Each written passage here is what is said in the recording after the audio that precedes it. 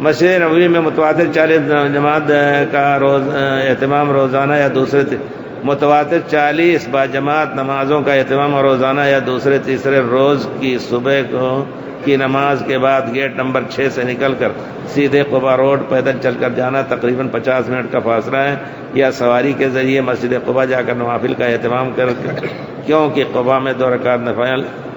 اس میں کچھ سچ بھی ہے، کچھ جھوٹ بھی ہے۔ یہ کہ 40 نماز والی روایت جو ہے وہ صحیح نہیں ہے پیارے رسول صلی اللہ علیہ وسلم سے۔ جو روایت صحیح اس کو کرنے کی کوشش کیجیے۔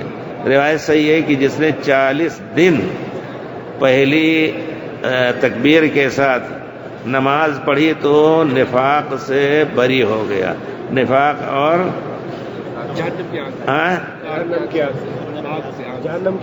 جہنم کی آگ سے بری ہو جائے گا انشاءاللہ۔